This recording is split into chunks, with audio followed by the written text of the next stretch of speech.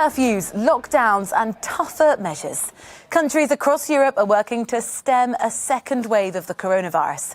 But in some places, the prospect of yet more restrictions is leading to a political backlash. In the UK, Prime Minister Boris Johnson is locked in a bitter standoff with local leaders. And in Spain, the government is facing a vote of no confidence as the opposition seeks to capitalise on growing dissatisfaction with coronavirus measures. Evelyn Laverick reports. The Bavarian district of Berchtesgaden is back under lockdown, the first region to do so in Germany, having become the country's main coronavirus hotspot. Schools, nurseries and restaurants are now closed and locals must stay at home unless for work or to get groceries.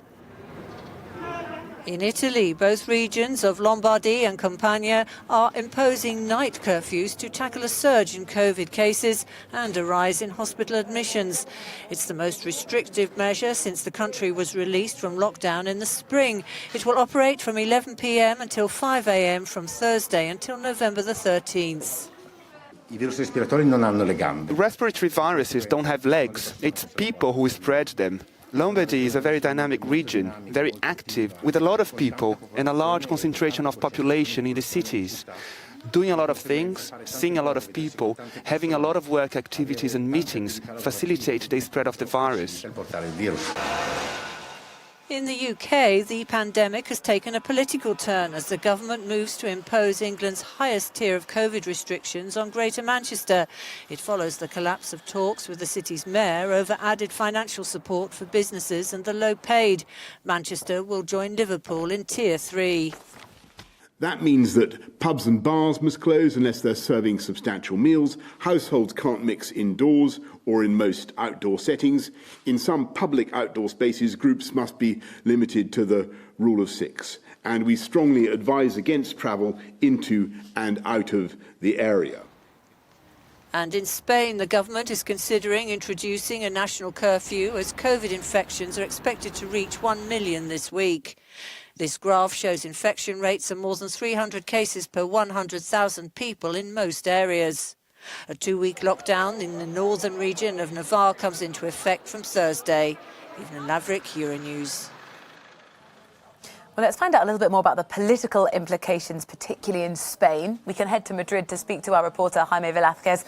Morning to you, Jaime. So the far-right Vox party are bringing a motion of no confidence against the government. What's going on? Well, as you can see, some few supporters of Santiago Abascal that is about to present a confidence vote against Pedro Sánchez have gathered here.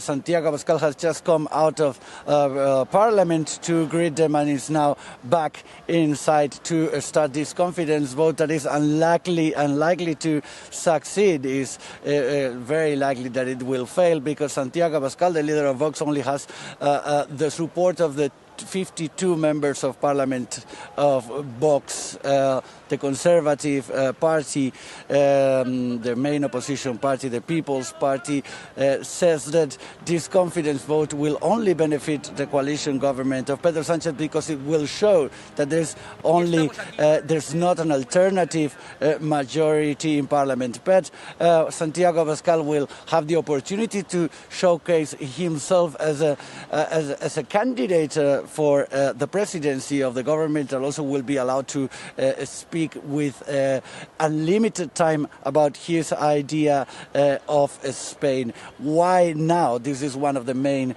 questions why Vox is presenting these confidence votes today, and it's basically probably a way to channel the discontent in the Spanish population because of the management of the pandemic here in Spain from both regional and central governments, and Vox is probably the only alternative at the moment here in Spain. This is what they want to showcase.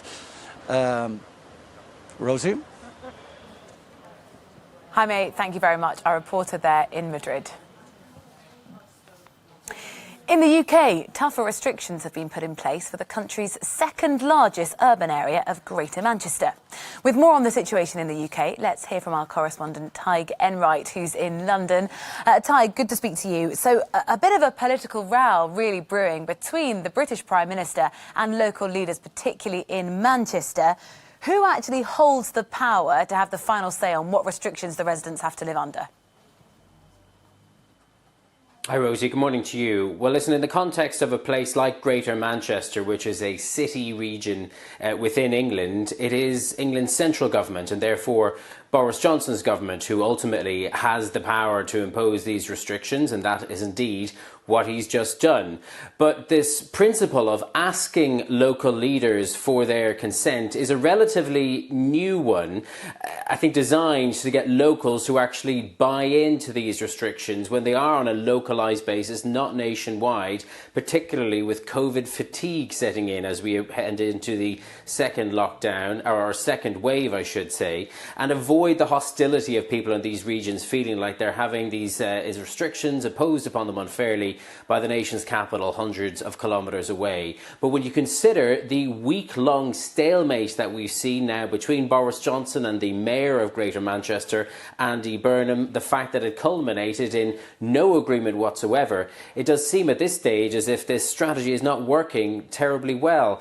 And you ask also about what Tier 3 restrictions actually mean. Well, they are the highest restrictions in England, and over and above the other less severe levels, it means that pubs that don't serve food will have to close.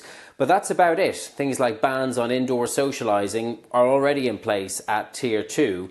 And if you look at what's happening in the other regions of the UK, the other country regions, Scotland, Wales, Northern Ireland, where they can make up their own minds without the influence of Boris Johnson's government, there are much tougher restrictions in place there or about to come into place. Rosie?